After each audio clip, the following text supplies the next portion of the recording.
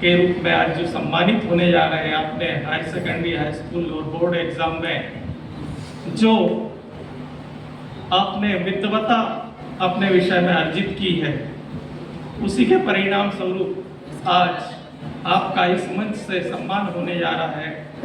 मैं आपको इस कामयाबी पर अपनी और अपने संगठन की ओर से हार्दिक शुभकामनाएं प्रेषित करता हूँ। साथ ही आज बहुत सारे वक्ताओं ने बहुत सारी बातें रखी है। चूँकि यह कार्यक्रम मेधावी छात्र सम्मान है और विशेष करके आज हम इस पावन अवसर पर हमारे समाज के उन होनहार विद्यार्थियों को मोटिवेट करें, और यह क्योंकि किसी भी समाज की पहचान उसकी युवा तरुणाई, उसके समाज के होनहार विद्यार्थी, ये उस समाज की पहचान होती है।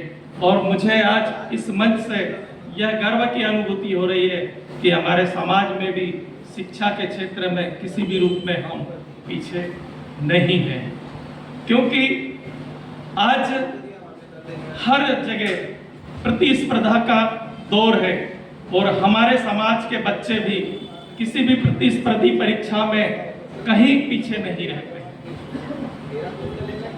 यह आप सबकी कड़ी मेहनत और परिश्रम की बदौलत होता है। पूर्व वक्ताओं ने बात कही है कि आपको लक्ष्य और दृष्टिकोण ये आपके तय होने चाहिए, क्योंकि कक्षा 12वीं के बाद से आप एक युवा समग्र रूप से विकसित उसका दिमाग हो जाता है और वो तय कर लेता है कि मुझे आगे किस क्षेत्र में जाना है, और उस हिसाब से वह अपनी तैयारियां करता है। भावी जीवन में आप ऐसे अनेकों आपने जो लक्ष्य तय किए हैं उन मुकामों को हासिल करें, यह मेरी शुभकामनाएं है। पर इस लक्ष्य को प्राप्त करने के लिए कभी भी कोई शॉर्टकट नहीं होता है।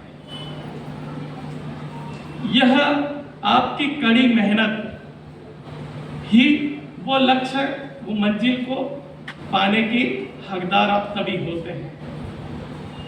और इन्हीं के बीच में आपको बहुत सारी अभी इस मंच से प्रश्न दिए गए हैं।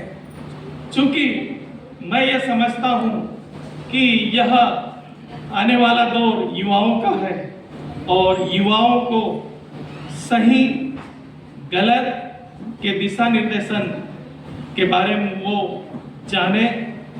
किसी बात को इसलिए आप स्वीकार नहीं करें कि किसी बड़े व्यक्ति ने कही है। यदि आपको उसकी बात में तर्क लगे, आप संतुष्ट हो, तब आप स्वीकार करें कि हाँ, मुझे ये बात स्वीकार करनी चाहिए या नहीं करनी चाहिए।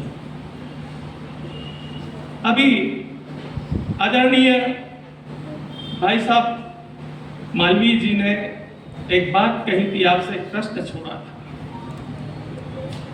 कि क्या इस देश में जातिगत जनगणना होना चाहिए या नहीं होना चाहिए। राधिका पानी ही चले।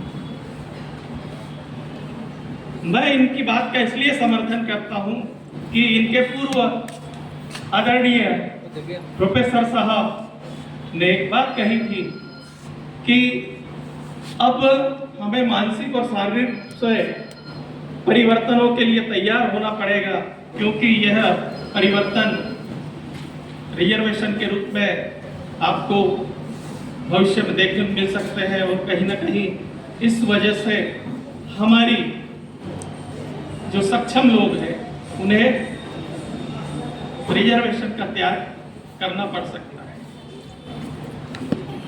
दूसरा पहला प्रश्न दूसरे प्रश्न से जुड़ा हुआ है।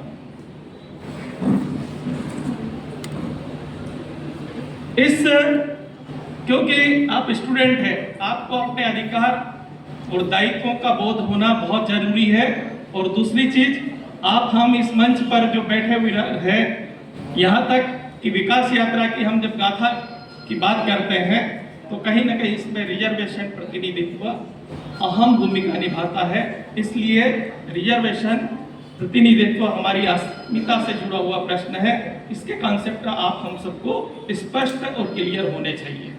मेरा विषय आपको कुछ और बातों के लिए था, पर चूंकि बात हमारे रिजर्वेशन अस्मिता की जानकारी से है तो सबको जानकारियों का बोध होना चाहिए। यह तय है कि मैं प्रदेश की बात करता हूं तो प्रदेश में 16% रिजर्वेशन एससी के लिए आरक्षित है, 20% एसटी के लिए आरक्षित है और ईडब्ल्यूएस सुदामा कोटा बिना चाहे मिला वो 10%।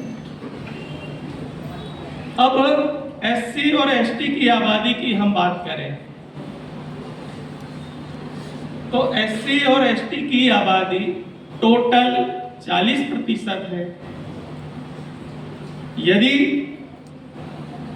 और जिनकी आबादी मात्र 3% है, उन्हें 10% रिजर्वेशन मिल रहा है और जिनकी 40% आबादी है उन्हें 30% रिजर्वेशन मिल रहा है और जिनकी आबादी 52% है उन्हें 27% रिजर्वेशन मिल रहा है।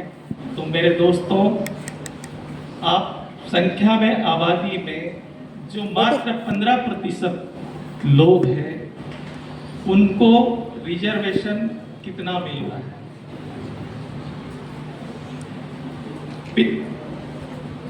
भाई एक 100 रोटी है तो 85% लोगों को 15 रोटी बट रही है।